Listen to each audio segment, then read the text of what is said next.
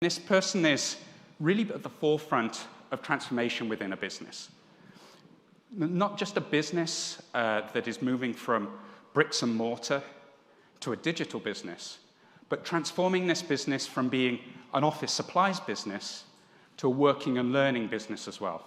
So to tell us more about this, I'd like to invite up on stage Simon Rodrigue.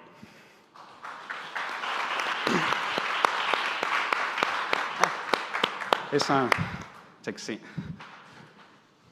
So first, thanks very much for joining us. I mean, I was looking at your resume. Do you call it a resume or a CV in Canada? A resume, I guess. Yeah, I was looking at your resume, and I mean, you have your career is like a journey of experience through retail. So Sears, Walmart, Home Depot, Travelocity, and so you must have seen huge amounts of transformation within the retail business in the last few years. But tell us a little bit more about how you're taking your experiences there and transforming, Staples. Yeah, so Sears wasn't my fault. So I mean, I think there's a couple of things, and maybe I'll just isolate. Everyone knows who Staples is, right? So Staples was acquired about 18 months ago by Sycamore Partners, so a great New York private equity group that specializes in retail. And they actually broke us out into 3 separate companies. So there's U.S. retail, there's North American delivery, which is more an enterprise B2B business, and then what we like to think is the crown jewel, the Staples Canada. So we have 305 stores in Canada. So we actually have more stores than Best Buy does. We have a very, very strong e-commerce business. We're one of the top 3 to 5 e-commerce businesses in Canada, and an incredible supply chain. So actually, we can, as much as when Amazon announced, 3-4 weeks ago that they're going to one-day delivery, and it wiped off $30 billion worth of market cap off of other retailers, we actually have that in Canada. So about 85% of the population can be delivered next day from, we have 6 FCs in Canada that can fulfill that. So a very strong business. And I think what happened over time is, I think everyone loves office supplies, and what Staples became in Canada was the office supply warehouse. Small businesses counted on it, back to school. We were there. Very loved and respected brand, but it became tired. So we went through a transformation, and it's not just a brand transformation. It's really about how we do everything in the company, working with my colleagues in the executive group. And we really took a look at it and decided we needed to make this pivot to continue to survive and grow and flourish over the next 25 years. And that was really moving mission-based.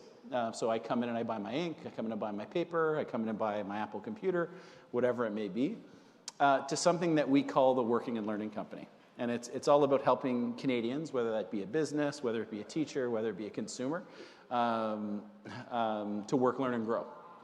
And then how do we kind of reposition that? And the picture, I don't know if it's still on there, but the picture that you saw previously was right there now.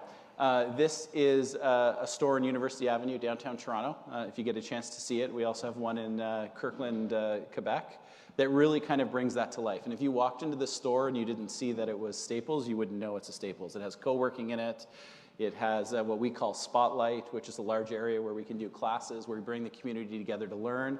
And the whole idea here is how do we be an inspiring partner to help people along on their journey? And along the way, if we do that right, they'll buy things. So I think that's kind of where we see retail going.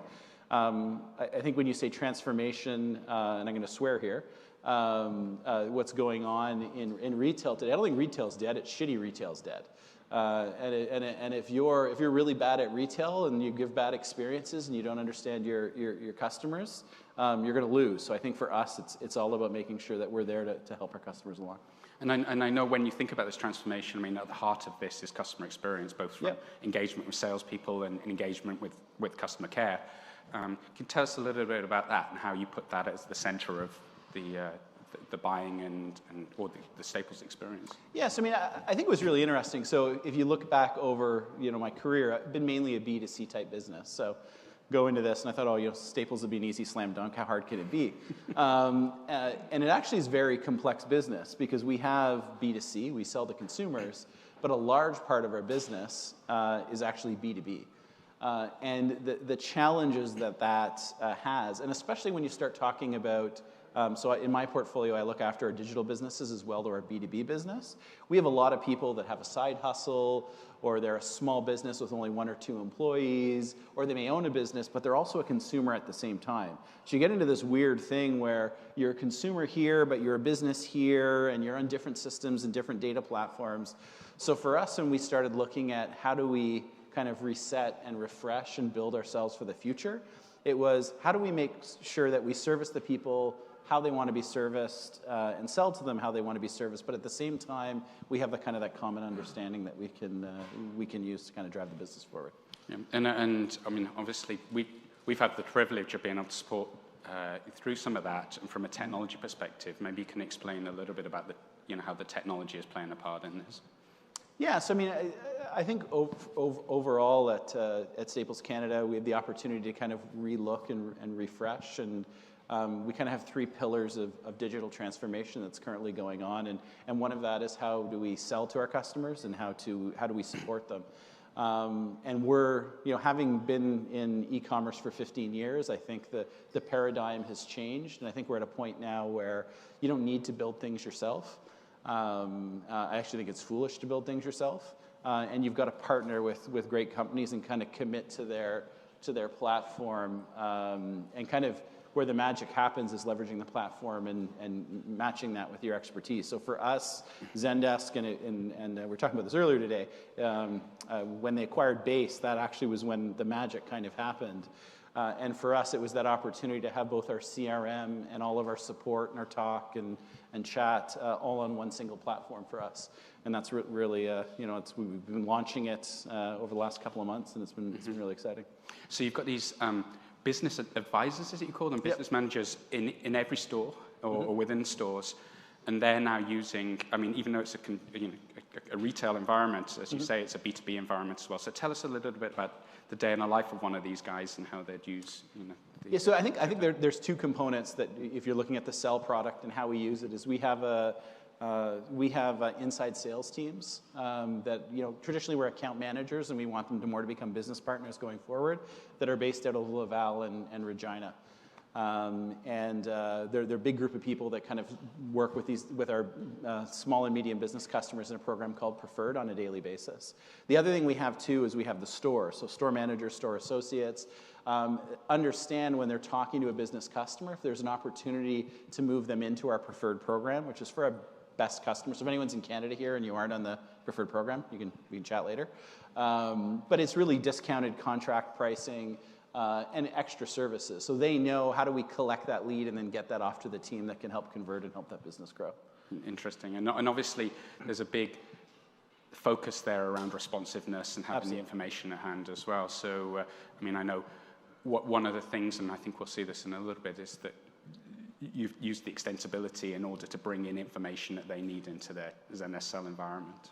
No, absolutely, and I think that's always been the challenge is, again, probably like many people in the room, especially if you're from a legacy business, you're on old legacy systems, and our sales agents were working with 4 or 5 different systems. Our customer support staff was actually working in 19 different systems. And you start looking at that, and then you get into this thing, well, this system says this system says that. And then you even get into challenges like a store collects a lead saying this is a business that would be great to be on the Preferred program, and they're sending it by email or they're sending an Excel sheet, and then they're wondering where it happened to it. So for us, I think it's about making the data easier to see within the whole organization, two-way, but also for our agents, giving them everything in one platform that they can really improve the customer experience. Now, obviously, one thing that we've worked hard on is trying to make Sell easy to deploy and admin. So, loaded question. How's it gone? Yeah, I mean, I think I probably wouldn't be here if it wasn't going well. It's been fantastic, and I think the best analogy is our CFO still doesn't believe we launched a new CRM. So her whole career has been in B2B, and every time there's been a CRM launch in any company she's worked at, it's been weeks and weeks and weeks of rework. And I think this is a kudos a lot to your product. It's kudos to the professional services team that helped it out. And it's also kudos to the agents that were really embracing the change. We essentially came in on a Monday, we did training, and on Tuesday the team was fully functional. Now, there's definitely been things that we've had to change and work with on the fly, but it's been absolutely seamless implementation, and really, we didn't even really lose the full day of effort. So I think it's been fantastic so far. Yeah, I mean, obviously that's exciting for us. I mean, really, and it's probably what gets exciting from us being a software vendor is when you can partner with an organization that is innovative and wants to move that change as well. So, I mean, I've also heard that you have some pretty ambitious goals as well for productivity for the sales. Was there some figure being bandied around that you wanted to increase sales by tenfold with the same amount of sales staff? I mean, how on earth do you achieve something like that? Yeah, so I mean, I think for us, I mean, we think there's a large opportunity to grow in the Canadian marketplace, but you have to have a scalable model. And if you look at where we were in the old world, not having that intelligence and that data at your fingertips, we would essentially, you're an account manager. I'm just going to pick a random number here. You have 600 businesses that you're working with. Your goal is just to go through that 600 and then go back to the top and start working through it. I think the idea for us and kind of with the Cell platform and exposing more data and technology there is to make it more productive. So one, that you can get a higher ratio of account managers to agents because you can start determining who you need to contact and when you need to contact them.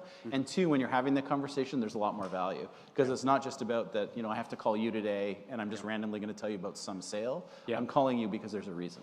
Or I have data to have a conversation. And we were talking about this earlier. A segue on that is that once you've got that platform, the opportunities then to make salespeople smarter and more productive using data are really exciting. And tell us a little bit about some of the ideas about where you can take this next. Yeah, so I mean, I think the big thing that we see the opportunity is using data to inform the agents. And you think about a future world as understanding what that customer is currently doing, whether or not they have an abandoned cart on the website because all of our ordering is done either through a call center or through a through the website. Are they browsing things? Are they interacting with different emails?